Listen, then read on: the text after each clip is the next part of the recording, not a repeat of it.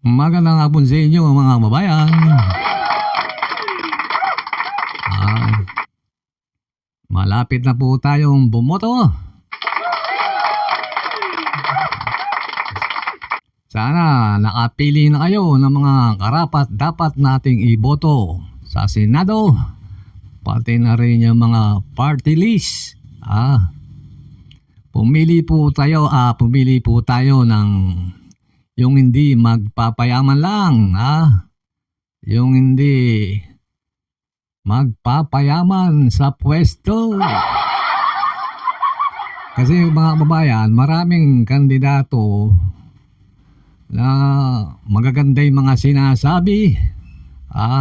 Yung iba nga dyan, di ba, may mga tumatakbong senador, kung ano-ano ang pinangangako sa atin. Tapos mayroong tumatakbo silang senador, o tumatakbo man silang congressman, meron pa silang party list, mga kababayan.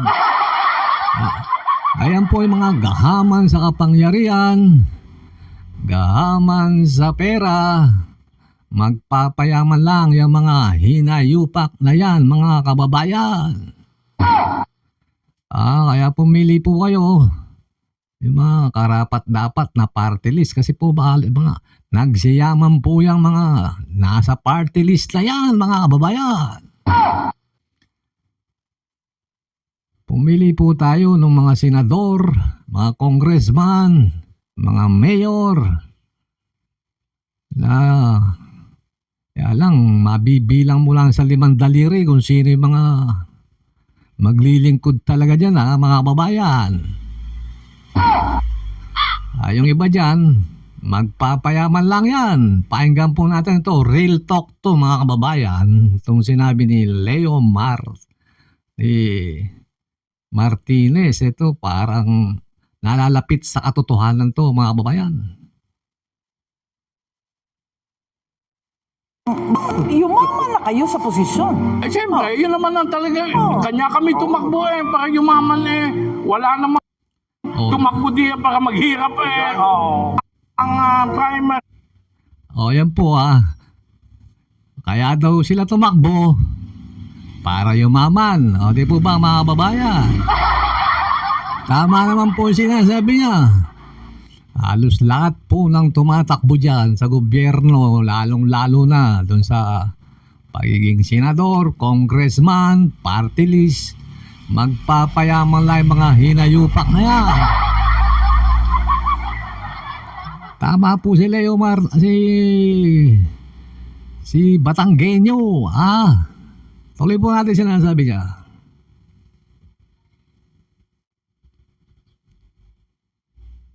Primary reason natin kung bakit tayo ganito ay magkapera. Trabaho ito Hindi ba ang trabaho? Lahat ng trabaho may sweldo. Yun. Nagkataon lang malaki ang sweldo namin. Hindi ba galing din Nagkataon lang daw, malaki ang sweldo ng mga nasa gobyerno. Lalo na pagka senador ka. Ang laki ng sweldo niyan. Congressman. Yung nasa party list.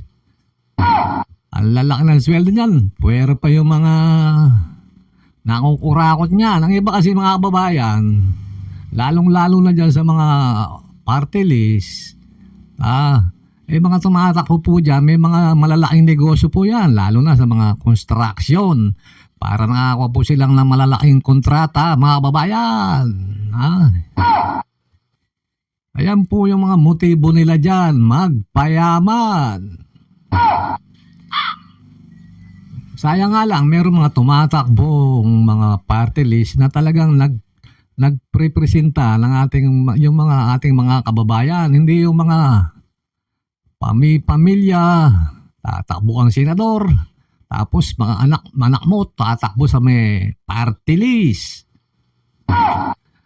Tapos yung iba dyan, mga pro-China pa, pinapatakbo pa, pinopondohan pa ng ibang bansa, mga kababayan.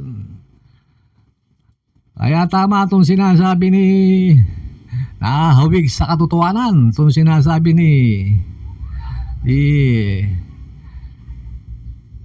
ni Batangas Boy. Oo, kanya nga. Ganyan lang naman yun eh. Ay di, pinagkatiwalaan na kami eh. O, di pati pera, pinagkatiwalaan na nila sa amin. Ganyan yan. At saka tax-free pa, no? Oo. Ayan. Sa palagay nyo, ano ang makakapagpatalo sa inyo sa eleksyong darating? Pag natuto na ang mga tao, matatalo siguro. Narinig nyo mga kababayan. Matatalo daw to mga politikong mga korap na to, yung mga nagpapayaman lang dyan sa party list, dyan sa national election. Kung matututo na raw yung mga botante, mga kababayan. Kaya nasa kamay natin, nasa kamay ng mga botante, itong mga iuupo natin sa Senado, pati nasa Kongreso, lalong-lalo na itong mga party list na to, iboto nyo po yung talagang maglilingkod sa bayan. Hindi po yung magpapayaman. Nakakita nyo sinabi niya, sa totoo talaga, kailangang mamulat na kayo, magsigising na kayo. Huwag kayong maging panatiko.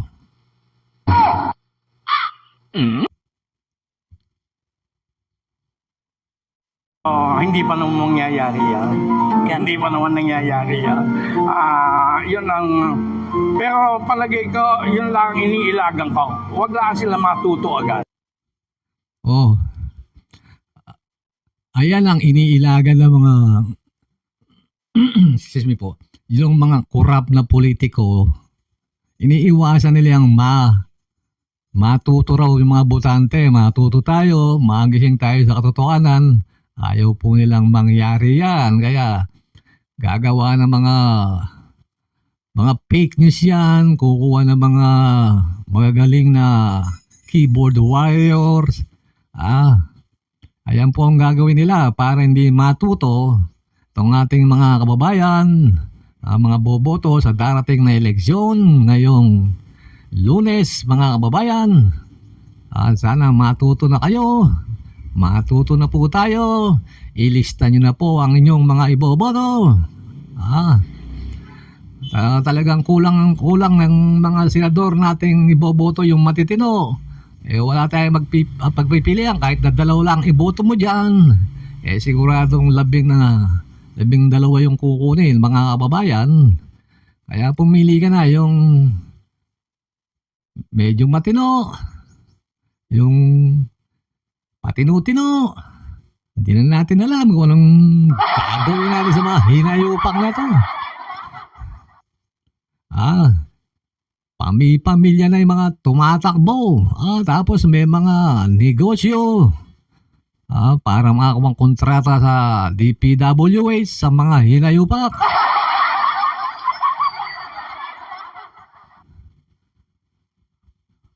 Pagka nga naman nanalo ang senador, napalaki ng sweldo, mga kababayan.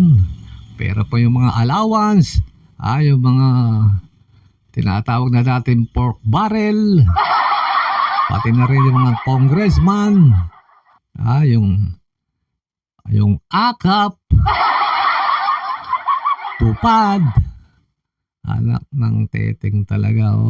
Kaya nagmamantika yung muso nitong mga party list na to, mga kababayan. Okay, mga kababayan, maging matalino. Sabi nga ni Kabayang Leo, kailangan nyo lang magising, mga kababayan. Bumoto ng karapat-dapat para sa bayan. Okay, mga kababayan, ganito na lang po. Huwag niyo pong kalimutang mag-subscribe. Pakipindot na rin po ang ating notification bell para updated po kayo sa susunod nating mga talakayan.